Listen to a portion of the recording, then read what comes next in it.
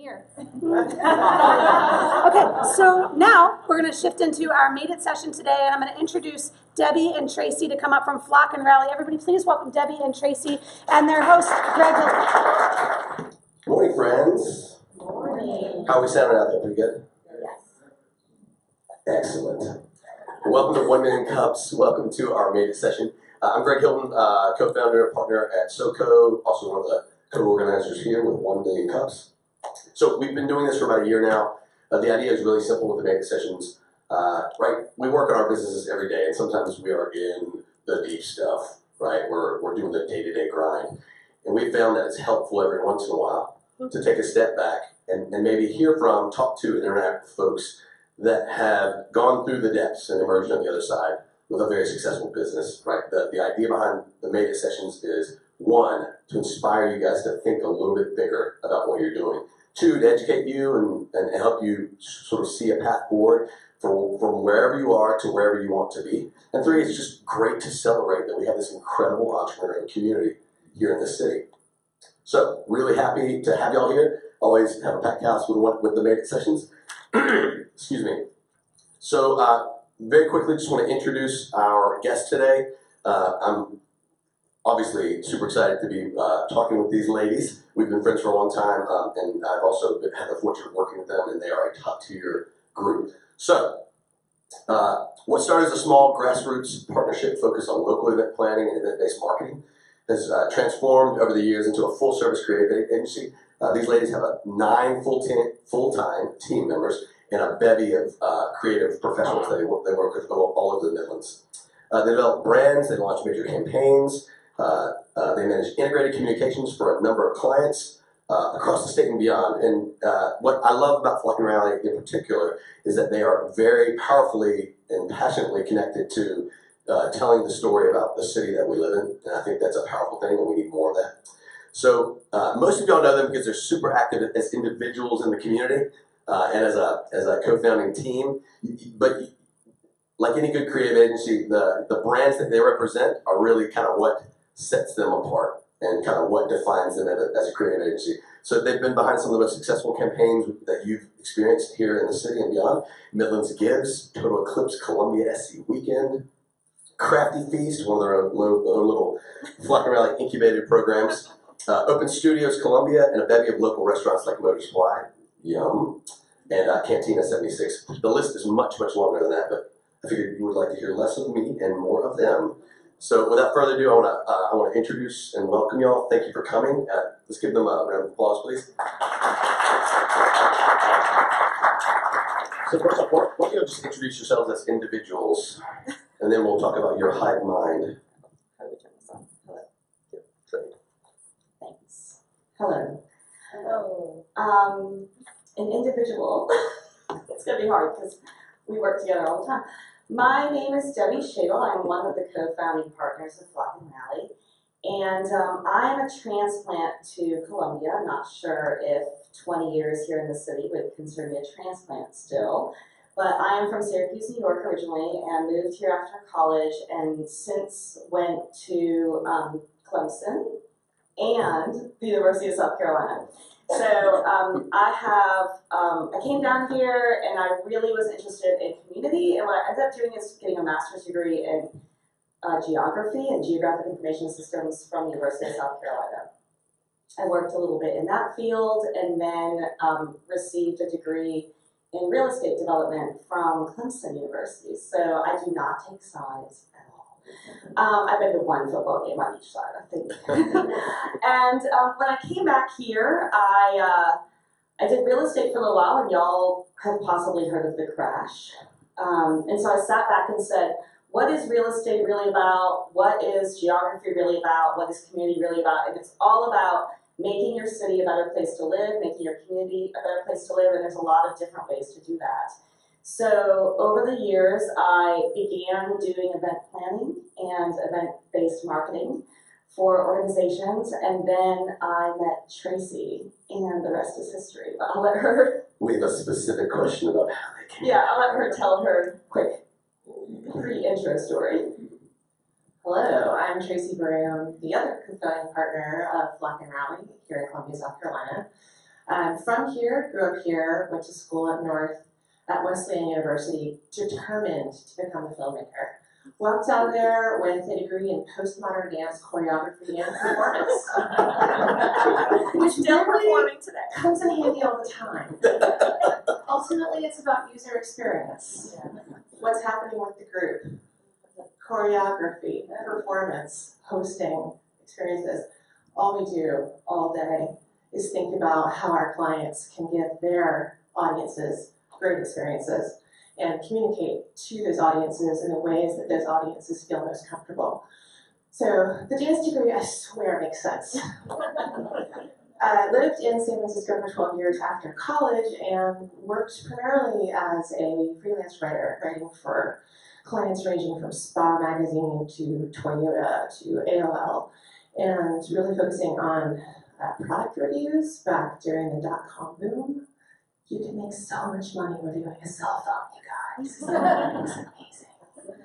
And really getting a lot of experience being scrappy, trying to survive in a major city with the costs there. When I had the opportunity to move back home in 2009, I felt like it was the right time. And within a month, Debbie had identified me as a prime target for collaborating on projects. So here we are. So thank you for that intro, both of you. So let's dig a little bit deeper. I want to understand, how did the two of you meet? And then how did you decide that you wanted to start this journey together? It's been almost 10 years in the making now. Well, we have mutual friends, and I want to say our first legitimate conversation was at the Contemporaries of the Columbia Museum of Art Oyster Roast on the roof of Nelson Mountains. Is that right? Y'all are finishing their own sentences. I don't remember.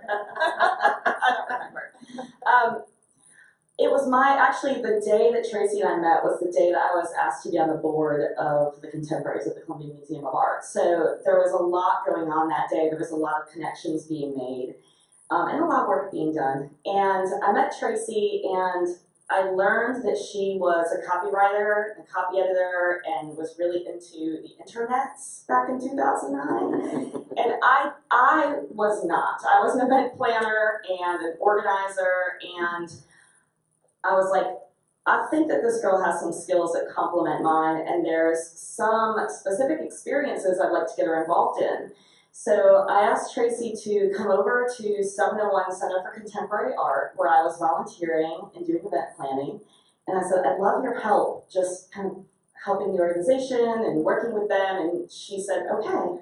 So we started volunteering together, and that's the very first time that we worked together. And then what happened is that I had some clients that I've been working with the skill set that I had that wanted to expand what they were, how they were using me and us, and I really needed some professional support. And so I'd known the work that Tracy had done, and I said, listen, would you be able to help me work on some of these projects? And we sat around, I think it was Joel Samuel's living room. And I said, do you know blogging? Because I don't really know how to blog. I don't know what it is. And she said, yes, I do, because I live in San Francisco, and they are 7 years ahead of everyone else in the country. So I know about blogging. I know about all that stuff.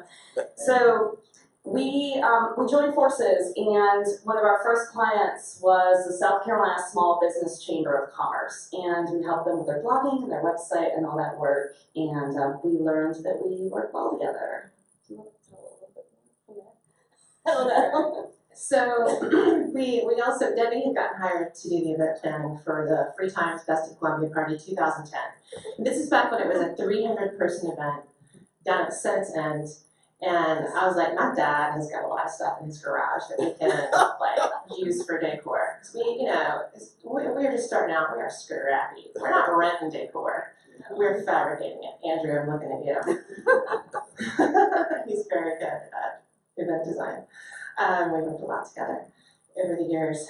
And really, honestly, we just started kicking tail. We were just doing a great job. And Skirt Magazine says, hey, Tracy, do you want to do a feature about you guys in our magazine? And we said, yes, that sounds wonderful. Well, edgy event planners. even though we're doing a lot, we do very much less event planning now. We're now this agency, and it's a whole thing. We'll talk about that later. Molly Harrell is our photographer for this feature, and you're going to get a full page picture in Skirt magazine, which is a giant, large format magazine. And she says during the photo shoot, ladies, She didn't say it that nicely. you need a name for your company, and you need a website because you're about to be in a magazine. We've been so busy doing the work, and we're just collaborating. I have been a freelancer for 20 years. Debbie's been getting 2 master's degrees and racking up all these jobs. So in about a 2-week period, we came up with the name for our company and got a website together. And really the rest is kind of history. Thank you. That's awesome. So, okay, just for the non-nerd, non-webby, non-creative, non-marketing individuals in the room, what is it that you all do? What does a full-service creative agency do? Oh, I want to let Tracy do it. She's got like the whole sentence down. I'm a copywriter. She's a copywriter. Debbie manages the long-term, large-scale, multi-channel products and projects. I could talk about it for 10 minutes. She'll talk about it in 1 sentence. So we are a full-service creative agency. We specialize in branding, brand launches, massive integrated communications campaigns that incorporate advertising, social media, public relations, marketing, partnership building, and we've just added a digital advertising agency internally into our services. Thank you, Meredith McNeely, our VP of Marketing as of last year. She's an advertising whiz. And we really serve the Midlands community, the state of South Carolina, and beyond. Our clients are typically small and mid-sized organizations, some large-scale businesses, regional nonprofits, who are in some way impacting our community. We really operate either in the lifestyle and tourism sector or in business, tech, real estate development, economic development, etc. But really, ultimately, the goal is either get people to want to visit here, get people to want to stay here or move here, or get businesses to locate here. And in the mix, increase quality of life in the Midlands, which is known to be the number 2 reason site selectors choose a region for locating a new business when we're talking about economic development in particular. So I'll stop there. It's interesting because we're like, what is it that really ties everything together? And it is about tourism and economic development all working together. And so it makes it possible for us to work with great restaurants, great event-based marketing, because that's part of our community, but also lets us feel comfortable working with economic development departments and offices and working with workforce development campaigns, because they do all tie together even though it may not seem that way. So we always go with that gut and that basis of like, are we making our community better? I mean, I love what y'all just sort of laid out, and you don't.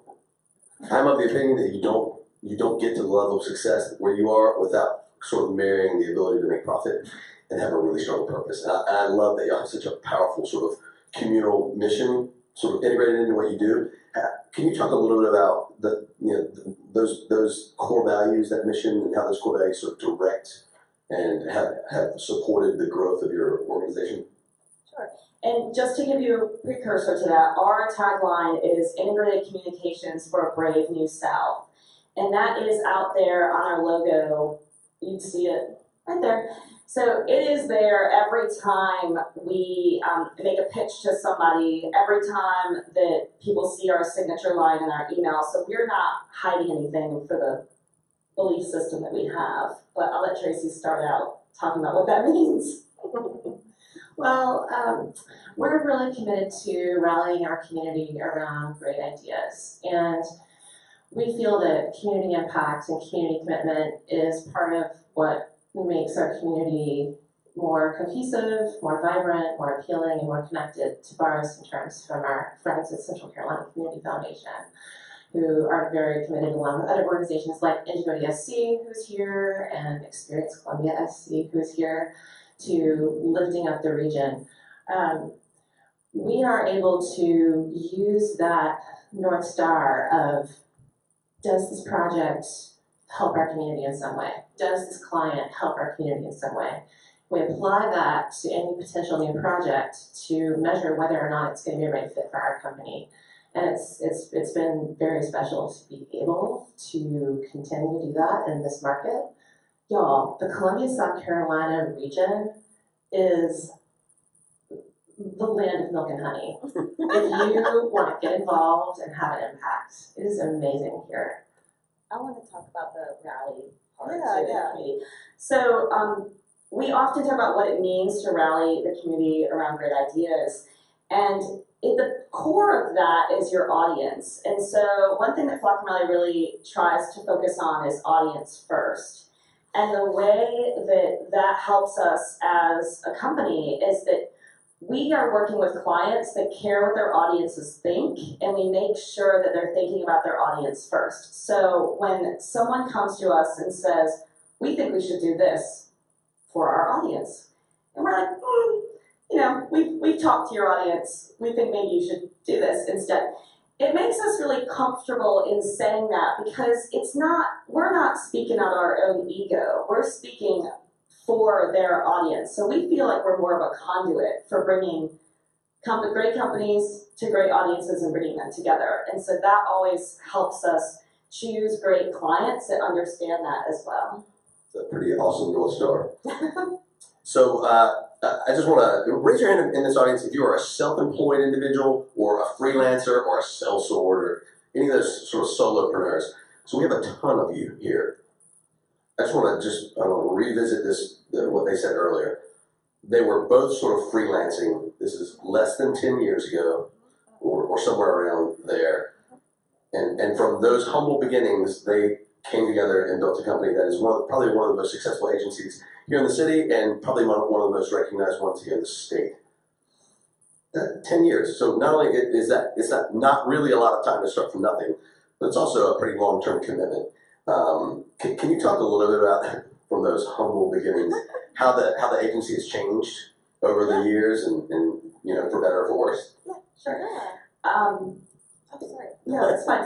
First, She's ready. I want to demonstrate. I'll let Tracy demonstrate when we were talking in the pool. Okay. It was like this. Hey, Tracy. Yeah. What do you think about doing this work together and starting this business? Oh man, that sounds great. I've got some free time in between my freelance writing projects. I gotta get done for clients. Oh, that's great because you don't have to like just jump all in together. We can do a little bit here and a little bit there. What do you think about that? I'm totally down. Do you think that they'll write like you a check and me a check? Oh my God, totally, because it's not about jumping in feet first to a company. We treaded water for a really long time. And what we did is we treaded water in a way that was comfortable to us. So we said, I still want to keep some of my freelance work, and I still want to keep some of my freelance work, but we really enjoy working together, but becoming a business is a really big decision. So we really wanted to take it slow. And when Greg says 10 years is fast, I'm like, oh God, 10 years has been a long time. But that first year, we didn't become a company. That Molly Harrell story was a year after working together. And so what we did is when we started being a company, we didn't start taking on all these services that we were each uncomfortable with independently. We did the work that made sense to us. So that was event planning and event-based marketing. And we said, okay, we're going to each do this. So it's almost like we're freelancing together. And you're going to write Tracy's right. You're going to write half a check to Debbie and half a check to Tracy because we don't want to jump in feast first. We're still treading water. Yeah, we're still treading water. And then 701 San Contemporary Art came to us and said, I have a job that's big enough for you guys to take this leap if you want to. And we did. And Richard Burtz came up to us and said, I want you to rent an office space at 701 Whaley, and it will change your life. And we didn't know at the time that it would change your life. So really, it's like the small things. You never know what small leaps you have to take, but it did. We went to 701 Whaley, people saw we were there, people saw we were legitimate, and they started giving us work. So having a brick and mortar space was amazing. So we're doing event planning throughout the year, and then throughout the years, and then halfway through our career before that, we started gaining more people that brought experience with them and gaining more skills ourselves. And I'll let you talk about the switch over. Yeah, so, a lot of it is about meeting demand. 10 years ago in Columbia, what clients needed from us was social media, event planning, venues marketing. And as we've helped our clients grow, and some of these clients we've been with for a very long time, Ingenuity SC, Motor Supply, 701 Center for Contemporary Art are a few examples of long-term clients. At this point, we've got clients like the University of South Carolina. We're doing multiple projects for them over the course of a year, working with the Bull Street District, which is very exciting for us, working with Richland Library and the Richland Library Friends and Foundation, and the list goes on. And, as our clients raised their game, we raised our game to meet what they needed. And as our clients needed more sophisticated services, more of a focus on brand presence, brand story, more of a focus on advertising, not just traditional advertising, but digital advertising, digital strategies. How do you create a trail of content across the web and across social media back to your client's website? And in the meantime, out in the community, whatever their community might be, be it the state or the region or beyond, print pieces, experiences, etc. Really building an integrated communications and marketing approach. That really organically developed for us as our clients grew in their sophistication. We grew in our sophistication as well. It's been really exciting. Yeah, I think that the most recent one being the digital advertising agency, that was something that we had our eye on, but both of us were extremely busy and didn't really want to dive into that. We had some great partners that we were working with, and we felt confident with our ad plans, but Merritt McNeely, like Tracy said, our VP of Marketing, came on, and she said, ladies, I have a part of the company that I really think could grow, and she sold it to us, and we said, go for it. And a lot of times, like I mentioned, that is how it works. It's the people you bring in. We had a woman that is no longer with us, Meg. She went back up north. And Meg came to us saying, I've got these great products that I've been doing for an agency that I really think can help expand your business and help serve your clients a little bit better. And we're like, great, we want to hear about it. And so I think that's how it happens. Organically is sometimes overused, I guess, but it is how it happened. It happened organically, the way we changed and shifted. I think it's interesting, product development is one of those things, right? We talk a lot, when you're getting started, you really want to be focused, right? You want to do something really well, make it repeatable, and then scale that up a little bit. And so many entrepreneurs fall into this trap of, one thing is not working, so they pivot to the next thing, they pivot to the next thing, pivot. I find it interesting, I like the way that y'all have sort of done product development, right? You find something really valuable, you deliver it, right? You keep your ears open, you're customer-centered, you listen to your customers, you listen to the market, and as opportunities that feel very natural come online, that's when you begin to explore. Not when you think it might work, but when you hear that there's a need in that marketplace. I think that's a very fascinating thing. I think it's a really good lesson for everyone out there. Get really good at something, and then once you've been able to deliver on that, begin to explore and keep your ears open and listen to your customers, right? It's hard to get to where you are without having some really clear measures of success in your business, right? I don't know many highly successful entrepreneurs that aren't really numbers focused or have another set of metrics. How do y'all define success for Flack and Rally, the company? Being here on the stage with you right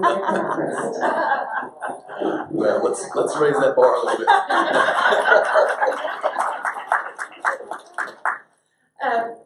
We have a couple of success metrics of which we're very proud. I'll speak to one, and Debbie can speak to the other. Actually, you say yours first. We tracked this. I'm worried I'm going to say. Well, I'm worried I'm going to say yours. Swimming in a pool of $1 bills. It's really nice to be able to choose clients who are making an impact on the community. That is amazing. Debbie can speak a little bit more to that. It's also really nice to be able to make certain decisions about whether or not certain client work is appropriate for our agency. We're not a fit for all projects. We take a very long-term, deep focus approach that yields very long-term results. Some clients don't need that. Some clients just want to do a 6 to 8 week project and they're done. And we do those from time to time. But our sweet spot is a 1-year campaign, a 2-year campaign. Right now we're rolling out a 3-year workforce development campaign with Able South Carolina, which is amazing. They worked with agencies all over the state to procure a 5-year federal grant to change the culture of disability employment in South Carolina. This campaign blows my mind. It's called Hire Me SC, and I don't know how we're even lucky enough to work on this thing, but it is pretty amazing. And they're making an impact. I just want to piggyback on what Tracy said a little bit, because we do get to stick to our mission, and to us that is success. So we get to look at our clients and say, are we going to be proud to work with them? Because we are out there in the community and everybody knows the type of clients that we work on. So success for us is just being able to work with clients that follow our mission, being able to say no to certain projects that aren't right for us in a pleasant way. And being able to support our company and our staff and making sure that they're happy. Mary Kate, wave your hand. She's one of our staff members. And, I think we have success every day. I think we sit back and say, are we happy? Are we going in the direction we want to go in? And that to us, and we bought a building. No, that's not super success, but it's like, it was a great feeling to say, we want to do this and we're going to do this. And Greg knows also the terror in your eyes when that stuff happens, because he's trying to also renovate a building. But just being able to still do what you want to do. And, for me too, it's being able to still be who I am. To me, I know Tracy and I have not, this might be a personal success story, but I like being able to not change who I am. And I struggled with that a lot when I first moved down here. And I was a New Yorker and everybody was like, this girl is out of control and she is wild. I was like, yeah, I am, and I'm still not going to change for you. But, successfully working with clients that understand that just means a lot to me, because it's a lot of stress to be who you aren't. And it's a lot of time, and it's, try to work with clients, try to work with yourself and who you are. Just be who you are. The nuggets of wisdom are just falling off the stage and they're piled up so high. Okay, so fear not, we are coming to the part where you all get to ask these lovely ladies some questions. We have one more question that just, we talk about this all the time, this love sort of, on occasion, hate relationship with the city that we call home. We believe in this place, we invest in this place as community members, as entrepreneurs. If you had one wish for the city that we call home, one wish, that for the city you've worked to support over the last 10 years plus, what would it be? Oh, I got this. Do you mind? I'll tack on something, Jalen. So, to give some backstory, I think a lot of people know that the backbone of Columbia is a lot of stable industries. It's our military, it's our university, it's our government.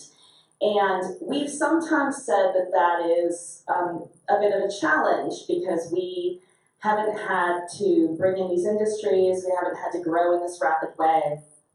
And I want to turn the switch. And in 10 years, what I see is us being proud of that, because what this stability allows is for Columbia to grow with intention. And I think that there's a lot going on in our world where cities are growing very rapidly. And they are experiencing this homogeny, they are losing its soul, and I think that Columbia has a great opportunity to intentionally not do that, because we don't have to. So growing, yes. Becoming an amazing tourist destination, yes. Doing it while still keeping who Columbia is my wish for the next 10 years. That was a very Debbie Shield answer. It is a very real estate based. I love that. No, but the whole, uniquely authentic, Yeah. Don't fight it, Well, embrace that's it. an experience Columbia SC thing. Tracy, what about you? We know our talking points. If anybody needs talking points about the Columbia, South Carolina region, just visit experiencecolumbiasc.com, and they got all the right language and images.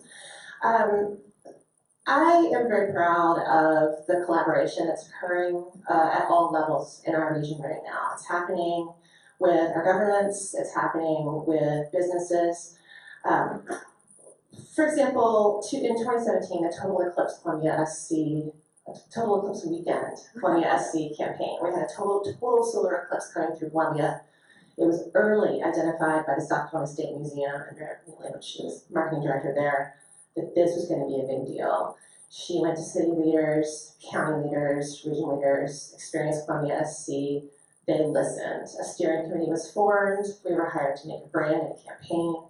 And we drew, all working together with law enforcement, with government, with tourism entities, with businesses, and with over 100 small businesses and attractions to host more than 120 events across the region. I see Meredith Atkinson back there. The Vista Guild did a lot of good work.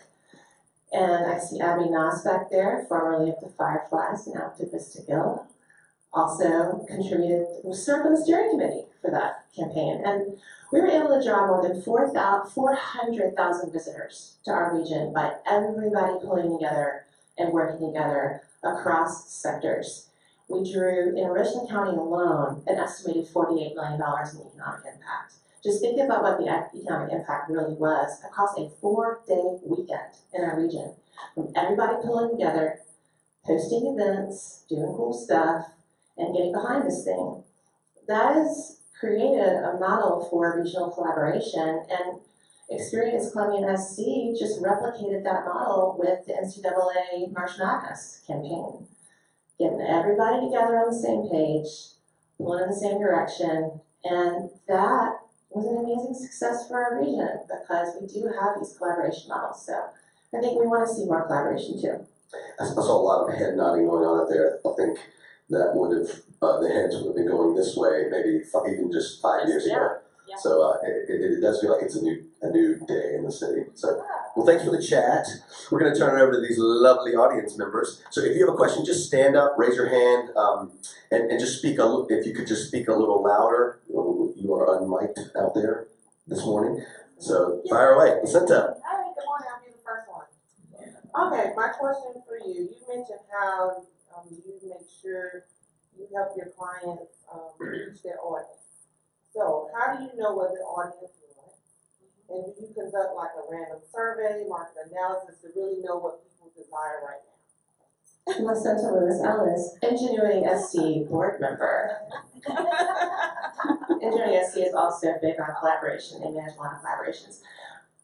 We do research, and it's interesting. At our beginnings, our client budgets were so slim that there was not money to do research. And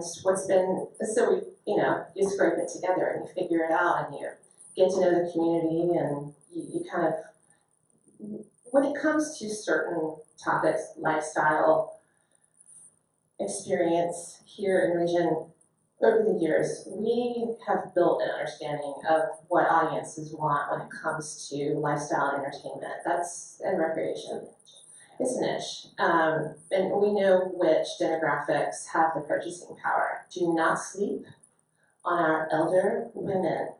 Women over 50 have the purse and the will and the time to coordinate all the restaurant reservations, all the symphony tickets, all the family outings. Don't sleep on these women because they drive our region. Hot tip. But we do a number of types of research. Our favorite right now is the buyer persona. It is a series of anonymous communicates. It's a series of short anonymous phone interviews with key stakeholders as well as certain audience segments. And you can talk to 15, 30 people and get a representative sample of what they like, what they don't like, what they want to hear from you, what media outlets they trust and don't trust. Is it an exact science? No, but it's extremely helpful, and the trends really do emerge. Just to tack on to the buyer personas, you might think to yourself, is 15 people enough to learn about your audience? But you will be shocked when you start interviewing these people, the trends that you start seeing come out. And what's interesting is that audiences are diverse, and it's okay when you're doing your first study to focus on your low-hanging fruit. It's okay to focus on who are these exact people that I need to reach and how can I replicate that. So it's okay to just interview 15 people that averagely love you. It's a word. It is, or averagely. Great question. Tim in the back. Tracy, you had mentioned earlier that Columbia is the land of milk and honey. So, to a newer entrepreneur, we have a lot in the room. Where is the milk and the honey? Well, Columbia is really horizontal. When I lived in San Francisco, there were so many socioeconomic strata to navigate to have any sort of impact on civic affairs, on community affairs, on policy. It was just, you had to have a lot of money and influence to have any sort of impact. Whereas in a market like Columbia, it's very horizontal. And if you intentionally go out to events, not just networking events, but city and county council meetings and museum openings and nonprofit little tiny fundraisers, big ones, whatever. You go out and you meet people and you realize, I just chatted with 3 council members and 2 mayors and 3 CEOs, and they're all kind of interested in the same stuff. So how can I get in on this and help make all that happen? And all you have to do is show up and help. People, we have a very strong faith-based culture here in the Midlands, which I grew up going to Shannon United Methodist Church, and we did a lot of volunteering. Fellowship was a big thing. Stewardship was a big thing. And what we found is that our faith-based culture, regardless of denomination, across the region, has been so strong historically that we are a community of volunteers. And if you need help with something, you need only ask. I can't tell you how many times throughout the course of building our business we've asked for friends, colleagues, etc., to just volunteer and help us out with something or other. They're happy to do it. They show up, we build connections, we network, and we lift each other up and continue to make an impact. And I just want to talk about a specific volunteer job that I often tout as being one of the best first touches if you're trying to get to know our city. Work the registration table. Specifically, work a registration table where you get to see everyone's names and give them name tags and shake their hands because they will see you too. And I did learn a lot of people's names that way and faces, and it's not just on a computer. You're sitting there, and then they let you go later in the evening, and you go see them again, and you're like, hey, talking to you about them. That's a good one. The other thing I want to mention is Sergio, raise your hand right there. So when Tracy's talking about horizontal, you're talking about someone who works in the City of Columbia's Economic Development Office taking photos of this event, who's more than happy to talk to you about where to start your business, how to help. And so people are accessible and they want to help because everybody wants Columbia to be a great place to live. So milk and honey, I guess. So apparently milk and honey are at the registration table. Who else has questions? We have about 6 more minutes. Let's go with Connor and then with Dr. Ledbetter. So in building a business, a lot of people talk about systems and establishing a system. How, in your 10 years of building it, how long did it take you to get to the place where you felt like you had a stride in running a system of not only like getting clients, Yeah, it's ongoing. I was gonna say, we're not completely done yet. I don't think, I learned, we learned a while ago from some mentors of ours that they were still developing new systems and changing the way they did things. And that made me feel great because when you're swimming alone, I like the swimming reference, when you're treading water or you're drowning and you're saying, I must be doing something wrong because I keep changing my mind and I keep working in this direction. When I heard from someone, a mentor of ours, that they're still changing their mind and changing their direction, that made me feel really good. Like I'm not messing up. But we started using programs that were free when we first started out. We used Asana, we used Workflow, we used Google Calendars and Gmail, and we still use those systems today, which is crazy. They still work for us. And then we're always bringing new systems. And then what we've really kind of been working on is how to onboard clients and get to know clients, and that system is really growing, and it helps clients feel comfortable with what you're doing. You can talk through the process with them. But I think getting clients, it's never a clear system. That's always changing. And I would say that the more internal processes you can codify early in the process, even if it's a draft, the better, because that's what enables you to scale and train new employees, right? I mean, we're in the process of picking a new template for our letterhead. What size header, H1, H2, H3, H4, what are our header fonts, sizes, and weights? And thank God we've got a wonderful graphic designer to work with on that. But it's just something as simple as that. Your team, if you have a team, your team needs structure and simplicization. But you can't go crazy with it because you want to be able to shift and pivot if you need to. Cool. Does that answer your question? Tom, and then any other hands? Okay, we're going to switch sides.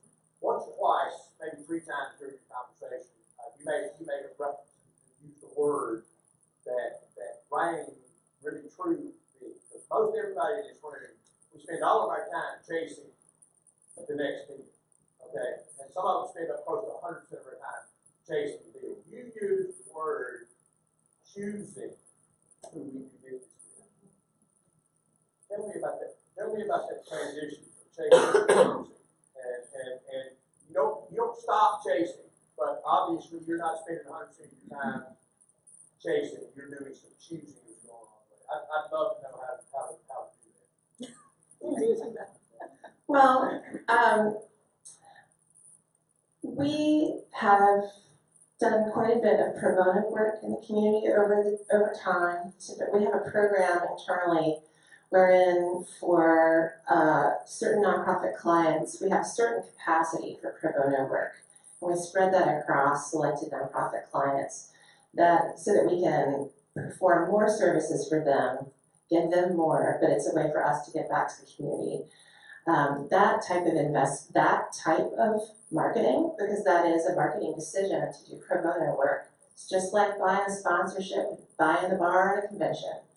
It is exposing your services to a target audience. And when we go above and beyond to make great work, and we have a great relationship with our clients where they feel so confident about us and what we're doing for them, and the fact that we are, in some cases, offering a bit of pro bono time, then for some reason they feel like spreading the word to others, and there's a word of mouth network in that way, and I think that's one of the ways in which we're successful, and we're very grateful that we're in a position to choose who we work with. It's every day I feel grateful for that. I want to add that we come from a place where we're not hiring 10 people and then trying to grow to that. We stay right on the cusp of like, how can we service our clients in a way that keeps our staff sane but doesn't make us stressed out about having to go after people that we don't necessarily need. And I think that all stems back to when we first started, and we didn't grow a giant company right away because we had to. We still had our other positions, we still had our freelance work, and so that allowed us to focus on the clients that we had and give them good service And by giving them good service and focusing on them, like Tracy said, they mention it to someone else, and it tends to be the same type of business. And that's how we stayed choosy. Power of choice, the most powerful Success metric you can have. metric. I was going to say, right, that we have the power to choose. Let's go over here. Carolina, a quick question. You guys, when you were no longer freelancers and you were transitioning into kind of being a company, how did you choose to specialize? Like, you were offering some services that you did before, but how did you add to that or kind of keep your focus? How did that process work? We didn't choose to specialize, I don't think.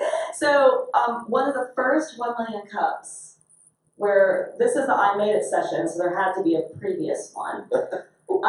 Tracy and I came to 1 million cups, it was at Cromer's, and it was almost I don't know, it wasn't that long ago, it was like 5 years ago.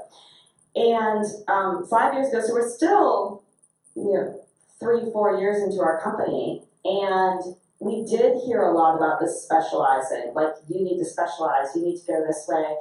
And we were struggling with it because we didn't want to, but we didn't want to water our services down as well. So we kind of talked to the audience, and they came back to us and said, well, that is your specialty, that you don't specialize, that you do this specialized service for this, but for this one type of industry and then this other type of industry, and they feel very taken care of because they're one or two or three people that you work with. So we didn't specialize, and how we grew, like we mentioned before, it comes from bringing people in that know how to do those things and want to expand our company.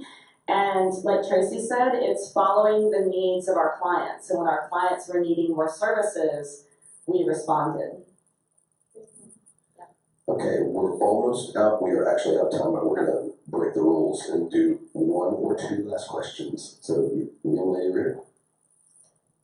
Hi, good morning, everybody. My name is Kimmy Carter. I am a career specialist at Brooklyn Casey High School, and I also own a career coaching business as well. So I'm always fascinated to hear people's journeys of how they get to where they are in their career. So my question is, what advice would you give to like a high school student that's more on like the creative kind of path? Because I have a lot of students that they're not designed for like traditional careers. So what advice would you give to those students? I got your answer. Do not be afraid to wait tables, work retail, work in a floral warehouse during Valentine's season, putting together floral arrangements, take odd jobs. Don't worry about your resume. If you are driven, if you care about doing good work, if you're good to other people, and work hard, you will be noticed, especially if you diversify your portfolio of work and do a lot of different things. Then you're able to garner a wide variety of experiences that then inform when you are ready to commit to something and you really want to take a deep dive down a rabbit hole like we have with this company. I've got 20 years as a jack of all trades behind me going into making this company. So we hear from a lot of young people who are petrified that they're making the wrong decision by going into a certain career track. And if they have a gap in their resume, it's going to look bad. And there may be certain industries where that is a major factor, but mostly people just want somebody who they can trust to work hard and do a great job. So the more experience you can acquire across a vast set of options, I say it's better. P.S. I just want to recognize you for your shirt. If you can stand up again, I think that's awesome, and do a little 360. It says allergic to broke.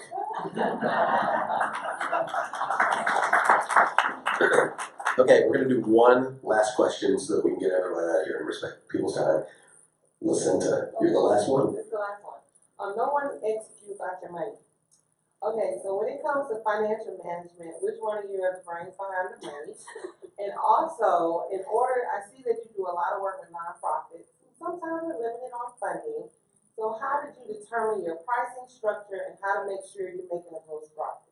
That was like that's like a 6-hour answer. So we're gonna give you all a little grace. Hopefully you can do it more quickly. Spreadsheets. So my master's in real estate development is actually an MBA focused on real estate. So I did learn all the spreadsheets and the performance in that degree. And while we focus on having a healthy profit that keeps us sane, we're more focused on our overall health of our company, our diversification, and that does involve, we take on nonprofits for many different reasons. But a lot of that reason is to keep the message of who Flock and Rally is out in the public and out to these people. We choose our pro bono projects based on who we're already doing work with. And so if we're doing work with a nonprofit, it may be that sometimes we tack on a little bit extra for them if we have the capacity for it. So we're still looking, we don't look at our nonprofits as not making money off them or not being part of our roster of traditional clients. And so you have to start with that base, and then it's more like the gravy on top is how we call them out sometimes. And we track our staff capacity per project, per team member, and number of hours per month devoted per project, per team member, so that we can get an accurate snapshot of how much capacity we do have for new work, how much capacity we have for helping out a nonprofit client that's got another initiative that they don't have, for which they have no budget, but maybe, okay, turns out we might have 20 hours over the next couple of months to help make that happen. And it is because of the really sophisticated tracking that Debbie and Rachel Carter, our operations manager, have implemented that makes it possible to confidently make that decision. So yeah, spreadsheets. What a great way to end this one spreadsheets. Well, we're going to wrap. I want to thank the audience for some great questions. Obviously, I want to thank Debbie and Tracy for being incredible guests today. So let's give these ladies a round of applause. And we're going to close out just by saying, if you enjoyed this, if you know of other founders, successful entrepreneurs that are out there that you think would make great guests for our Made It sessions, we are always open to that. We are always looking for aspiring and existing entrepreneurs to come in, join the brood, join this tribe that we're building, share their stories, participate, learn, grow. So please bring a friend next time you come, and we will see you next Wednesday at 9 a.m. back in this room. Thanks so much. Cheers.